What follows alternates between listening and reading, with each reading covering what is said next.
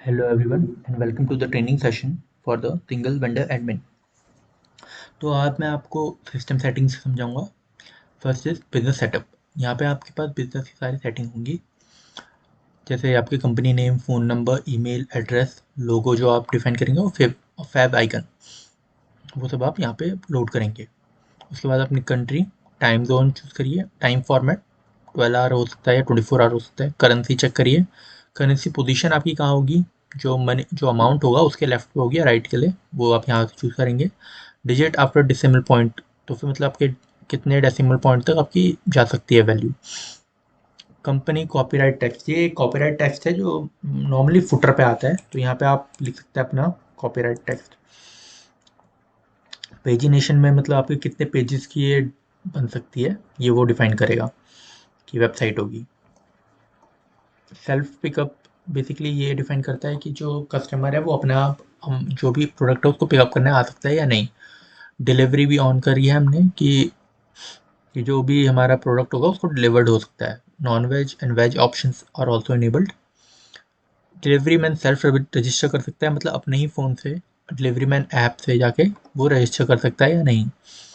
Gas checkout basically ये है कि हमारा जो कस्टमर होगा वो मतलब बिना लॉगिन करे भी हमारी ऐप या फिर वेबसाइट में एंटर कर सकता है या नहीं।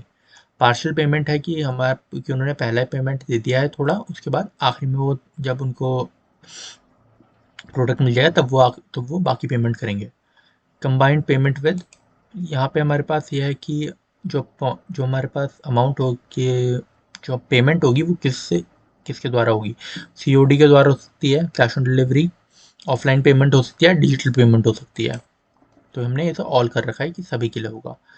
फुटर में डिस्क्रिप्शन टेक्स्ट होगा, जो बेसिकली ये होगी जो आप लिख सकते हैं, अपने आप डिफाइन कर सकते हैं कि क्या होगा। अब गूगल मैप में आप स्टेटस ऑन कर दीजिए कि गूगल मैप से भी कोई देख सके। ऑर्डर की नोटिफिकेशन आपको आएंगी या नहीं आएंगी, जो भी आपको कस्टमर को आएंगी या नहीं आएंगी वो भी है।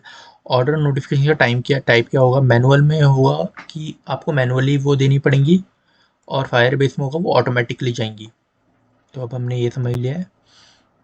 नेक्स्ट मेन ब्रांच सेटअप, ये आपकी मेन ब्रांच के लिए सारा सेटअप होगा। आप ये इमेज होगी, मेन ब्रांच होगा, एड्रेस होगा, फूड प्रिपरेशन में आपको कितना टाइम लगता है वो डिफाइन होगा, फ़ोन नंबर होगा, एक ईमेल होगा और एक पासवर्ड होगा।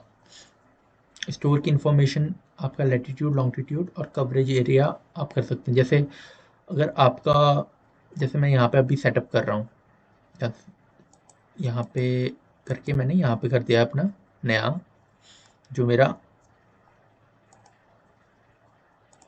रेस्टोरेंट है वो यहाँ पे कर दिया, तो लैटिट्यूड लॉन्गिट्यूड चेंज हुआ है। अब कवरेज एरिया ये है कि हम कितने अपने राउंड एरिया में कितना किलोमीटर तक हम डिलीवर कर सकते हैं, या फिर कितने एरिया में कोई अगर हमारा कस्टमर है तो हमारा रेस्टोरेंट उसको मतलब दिखेगा ऐप में ऐप में या वेब में।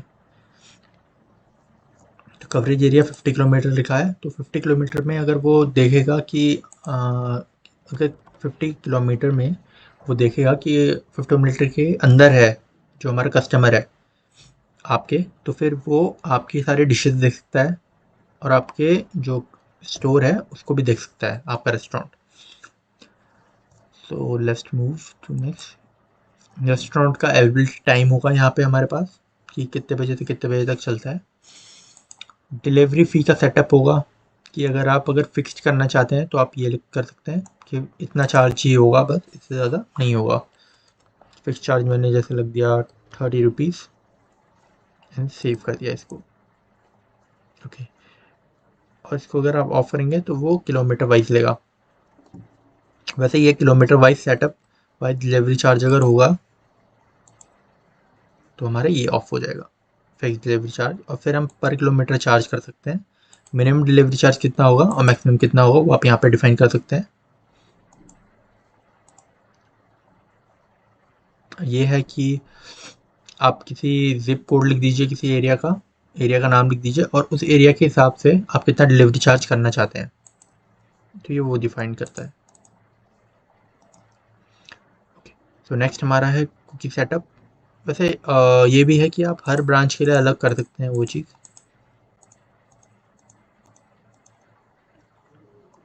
अभी हम कुकी सेटअप में जाएंगे और यहाँ पे हमारी कुकी होगी। कुकी बेसिकली हमारे पास एक कुकी टेस्ट होता है जो शो होता है हमारे वेब या ऐप में। कस्टमर लॉगिन होगा, मैनुअल लॉगिन कर सकते हैं कस्टमर कि मतलब अपना ईमेल और एड्रेस डालेंगे उससे होगा, and email and password. OTP login आप कर सकते हैं इनेबल, मगर उसके लिए एसएमएस मॉड्यूल करने पड़ेंगे हमें इनेबल, जो अभी शो नहीं हो रहा है, तो वो कर सकते हैं आप।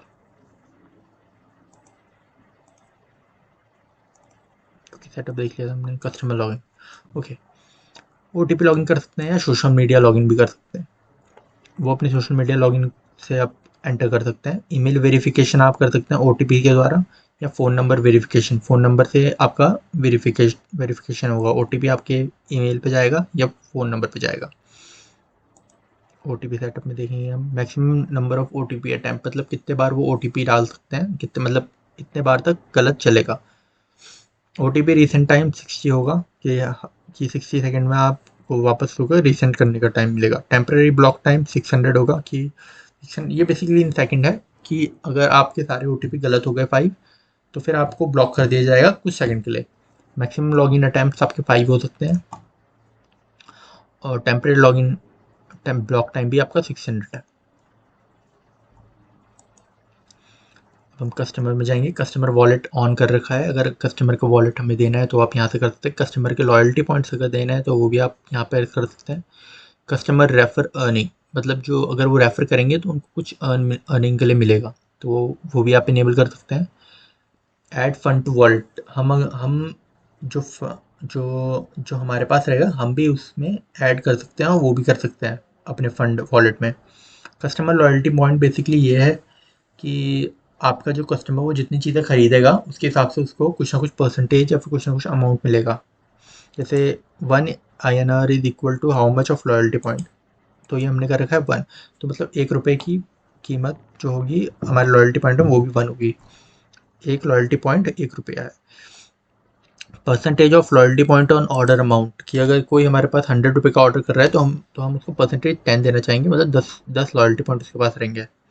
Maximum loyalty point to transfer to into wallet, मतलब आपके वॉलेट में जब ट्रांसफर करना होगा तो आपको कितने कम से कम होने चाहिए, लेट इट बी 100।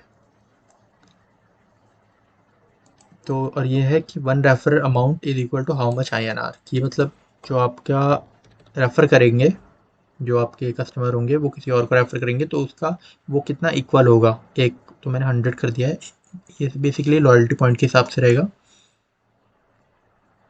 और सेव कर देंगे हम। नेक्स्ट इज ऑर्डर्स, ये बेसिकली आपका मिनिमम ऑर्डर वैल्यू पे होगा कि आपके कम से कम कितना होना चाहिए आपका ऑर्डर की वैल्यू।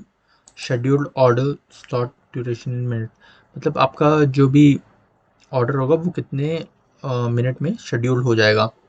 और कटलरी स्टेटस आपका होगा कि ऑन करना चाहें या फिर ऑफ करना चाहें, कटलरी आपकी जाएगी या नहीं।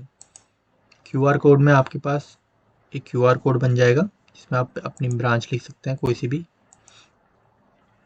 आइकन चूज कर सकते हैं, एक टाइटल लिख सकते हैं उसमें, एक डिस्क्रिप्शन हो सकता है, ओपनिंग टाइम क्लोजिंग टाइम होगा, एक फ़ोन नंबर आप दे सकते हैं, वेबसाइट लिंक दे सकते हैं, सोशल मीडिया नेम दे सकते हैं। तो इस तरीके से आपका एक क्यूआर कोड भी बन जाएगा, और उसको आप प्रिंट कराने के लिए ऐसे करके ये आपका प्रिंटिंग पे चले जाएगा। ओके, सो हमने ये भी देख लिया है। तो इसके साथ हमारा बिजनेस सेटअप कंप्लीट होता है। ओके, सो अभी हम बिजनेस सेटअप ही देखेंगे, इसके बाद मैं आपको ईमेल एंड टेम्पलेट भी समझाऊंगा। Okay, thank you for giving your time.